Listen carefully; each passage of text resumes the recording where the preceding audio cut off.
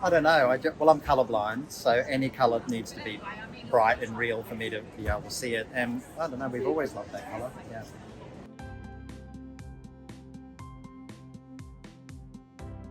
Wow, I remember I that did rug. make that That rug. was, where is that?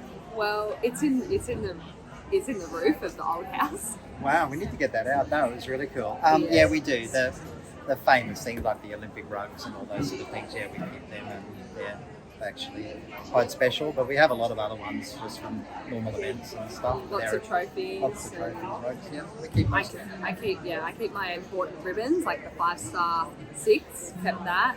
Winning Adelaide, kept that. Australian Championships. Sailing trip, that's somewhere. And I've got 2 garlands. 2 garlands, so they're in my room. Yep. Yes, my middle name is Brian, and Brian's actually named after my father, whose name's Brian. That's what Brian the dog's named after.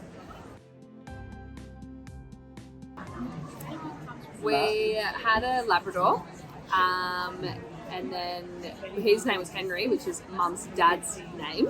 So we're sort of keeping that. And then we had an Italian Greyhound called Leslie, which was Granddad's middle name.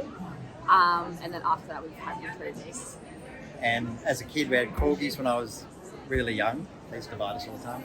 Then had Labradors most of the time, but I've had Whippets and Italian Greyhounds pretty much. And Karen has the Golden Retrievers. Well, for the quirkiest one probably was Jeepster, the Olympic gold medalist. He was quirky, but he was, you had to talk him around, you know. He was like, I could try really hard or not try really hard. Yeah. So, come on, let's try really hard. And So, he used to be a trick horse.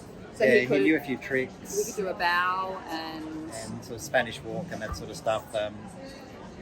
Heath and Chrissy Harris used to have him, so they taught him that to make him more submissive, but it just made him cranky, really. So he was a little tricky, but he was a wonderful horse.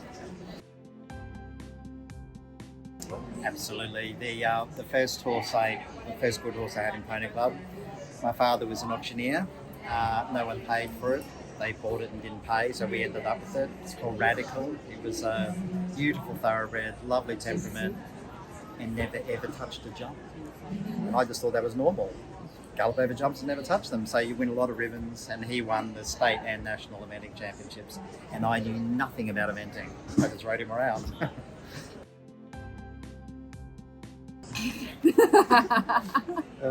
I think you are. You're pretty funny at the end of the day. You're like, let's get out of here.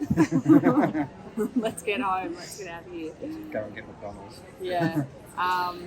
But yeah, you probably. They all live out in paddocks and they never come in.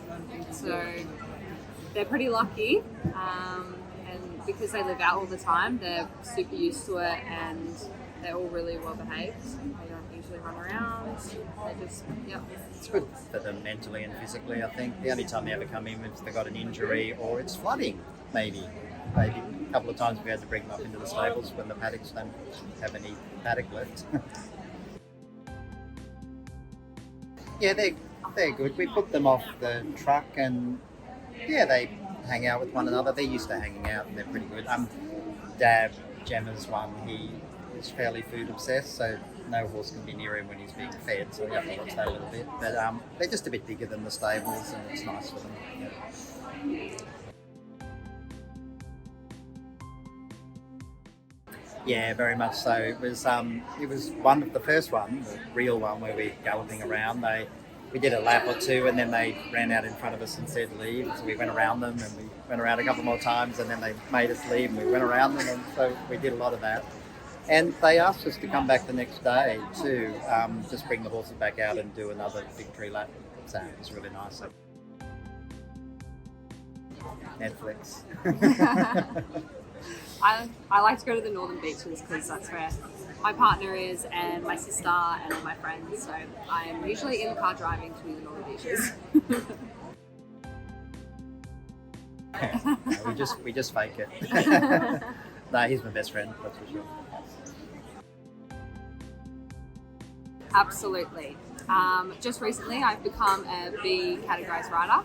So I will not be needing another 4-star long to qualify. So I'm already qualified for Adelaide, so I will be going. It is. Fingers crossed. Everything goes well. Yes. Yes. I don't. No. Yeah. I ride very short. Yeah, I want to ride as long as I can, so I've got more leg on the horse. But that depends on how high the horse jumps. If it's a big jumper, you have to put the stirrup up a bit more. But I prefer to ride long-ish, and no, I ride the same shape every time. But that doesn't mean I.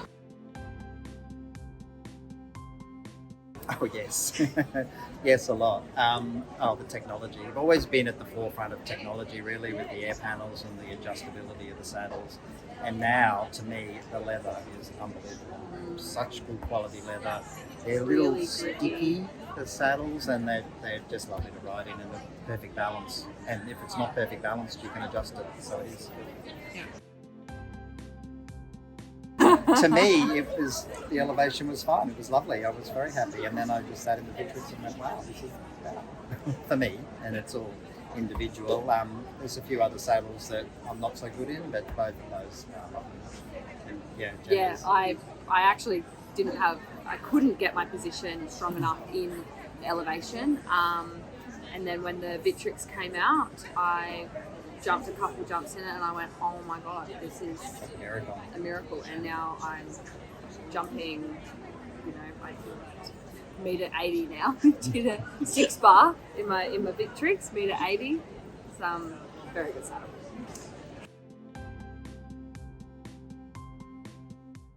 We actually had this question yesterday. I think we've got about 24, and definitely they're all baits. And they look really good though, with all their baits covers all over them. It's quite an impressive wall. Very purple, No? Yes. Yeah, you take the blocks out. I have in the dressage saddle, I do, but in the jump saddles, no, generally. Or maybe in the Victrix, that little tiny one in the front. Yeah, can do that. I keep my back block in. Hopefully my legs not flying back there too often. Don't need it. Quite occasionally. No, actually, ours look really good, and I think it's just we don't do a lot with them. We just clean them pretty much with the saddle soap and then the leather balsam, especially if it's raining. Only if they go to competitions, really. Yeah, but only if it's raining, and otherwise we just keep them clean. We don't oil them or do anything. Cover them every night. And then no, they last. I think if you overdo looking after them too much, it makes the leather too soft because it's already beautiful and soft now. So no, ours actually lasts really well. Oh no, it's wonderful. Yeah, it's such a wonderful business. Started as a small family business, and look at it worldwide. So popular. The product sort of sells itself now, and so many different products. There's Western saddles, there's everything, and so many different styles of jump saddles as well. So there's something for everybody, I think. You will find one that suits you. Yes, yeah, quite a bit actually. Yeah. Because I'd be riding in one saddle, and I think actually with me it was like I think it was set up a certain way, and I'm riding in two saddles that I think are the same, but they don't feel the same. So take it apart, have a look, and go, oh, it's missing this, missing that. So easy to do, just to adjust something. I always keep the gullet correct for the horse, and then just use the packing to be able to pick the saddle up in front or behind or whatever I need to do. It's so easy.